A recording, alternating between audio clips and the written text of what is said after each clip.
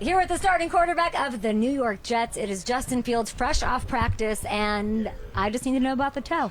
What do I need to know about the toe? How is the toe? How's it feeling? What do fans need to know? How we doing? The toe's all good. The toe is ready to go. So that's a good slogan. So the toe is ready to go. Are we done talking about the toe? We're done. Listen, Yeah. you have the entire New York media scrum right here. Yeah, is that what we want to say? I'll say it. We're done with the toe. We're moving on to the next chapter. Exactly. I love it. How would you describe what this has been like the first couple of days of this hard-hitting, to the ground, very tough camp? Yeah, it's been good. We're definitely trying to reset the culture around here. I think AG's done a great job doing that. So just the physicality of the team, the reps they're getting with foot-long tackling. It's definitely been good for the guys, for sure. Quinnen Williams has been here 7 years. He's outlasted 4 coaches, lots of quarterbacks as well. Sort of face of the franchise. I believe him that he's buying into the culture, that it is different. You're saying physicality. He said accountability. Is there another word you want to throw in there as far as why we're buying in, why we're excited? Just discipline and playing smart. I think those are 2 things that we talk about too.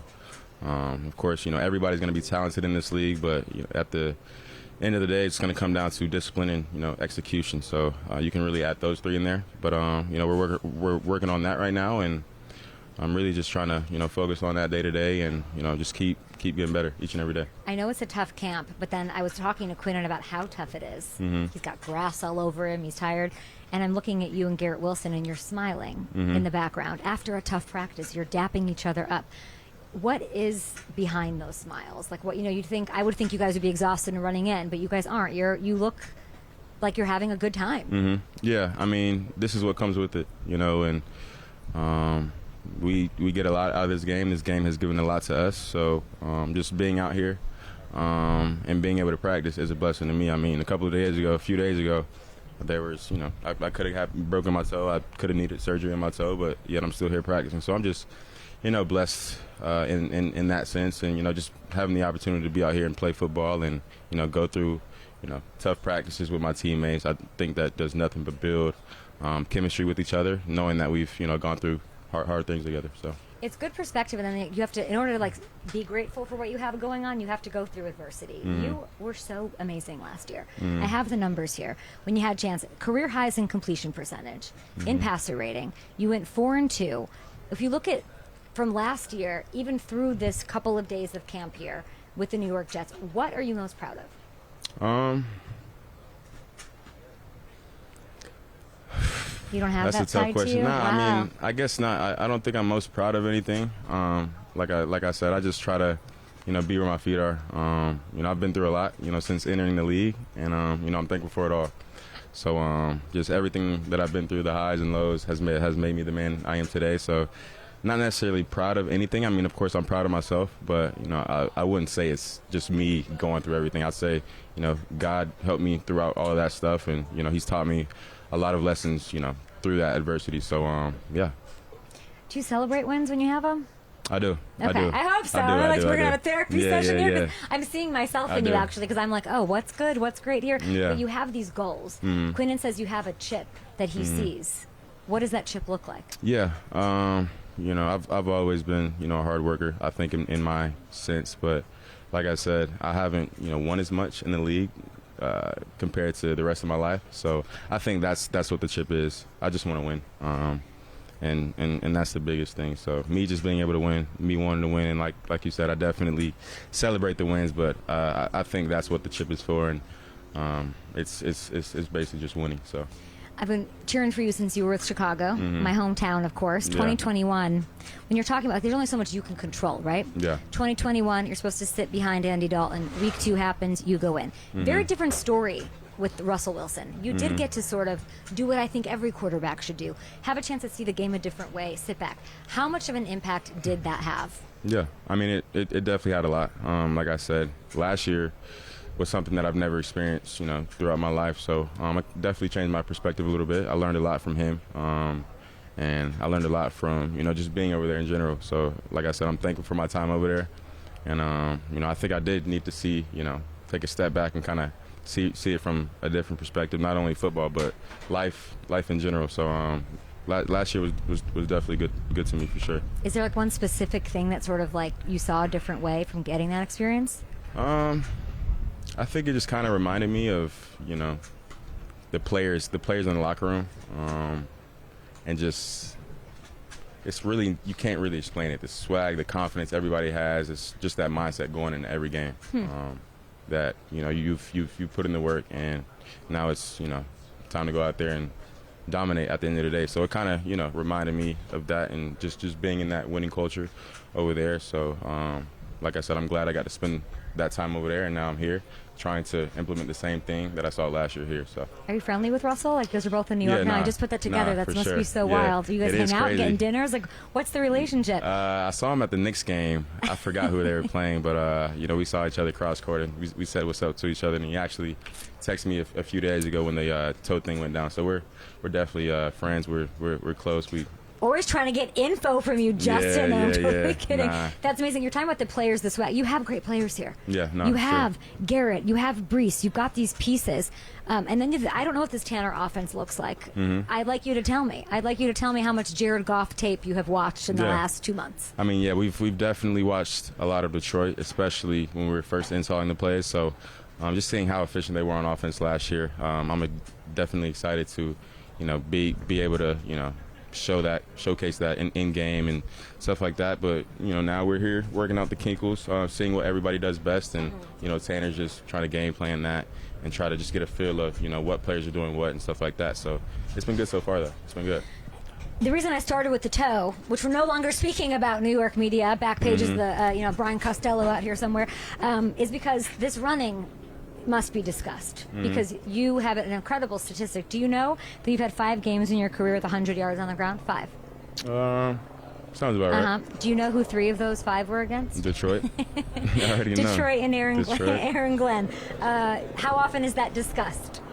Not too much. Not too much.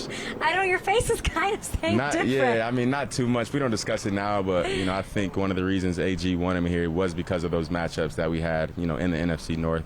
And, yeah, like I said, just, you know, talking to him before I came here, seeing how his defense played when he was in Detroit, that kind of did it all for me. But, yeah, I mean, definitely kind of knew that, you know.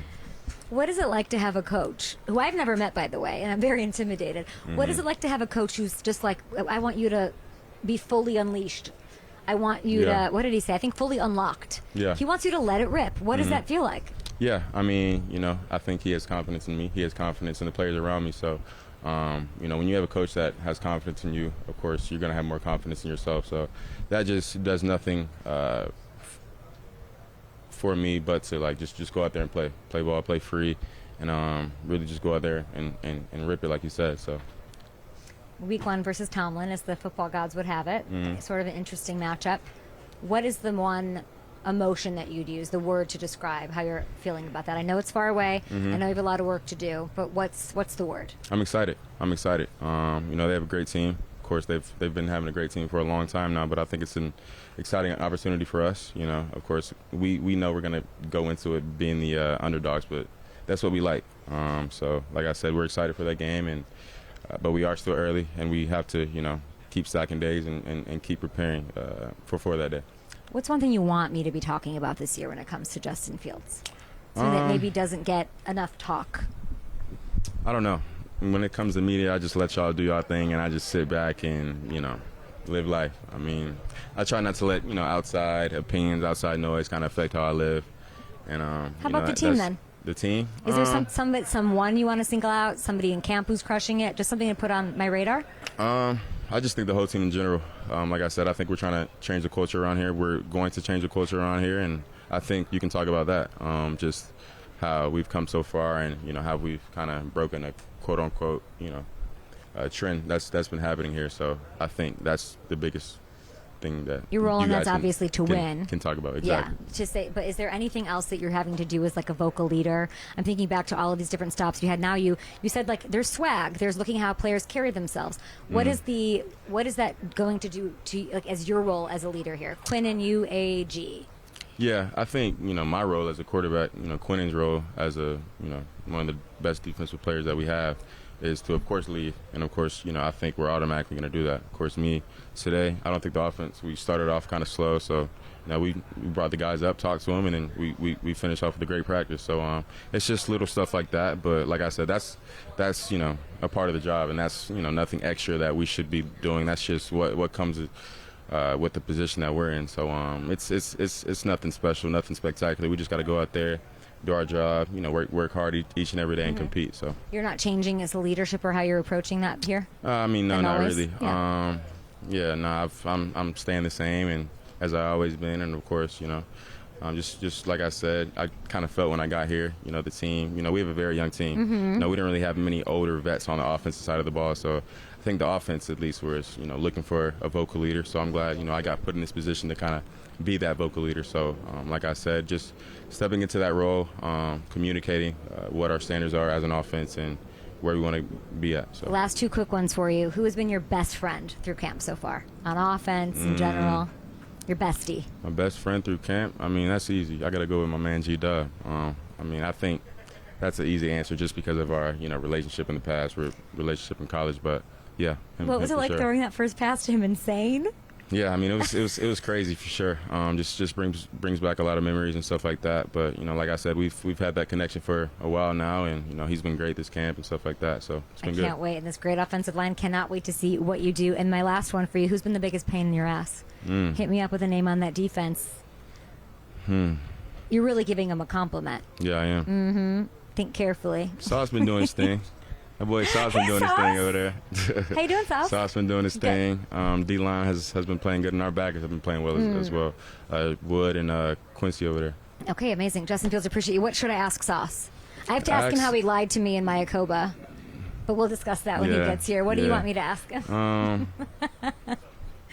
What should I ask him? No. Sauce, have you been giving him this work this camp? Did the defense win today? Y'all won the first part of practice, yeah. Yeah. Look at these young leaders on this team. Justin, appreciate you. Good luck week 1 against the Steelers and all season.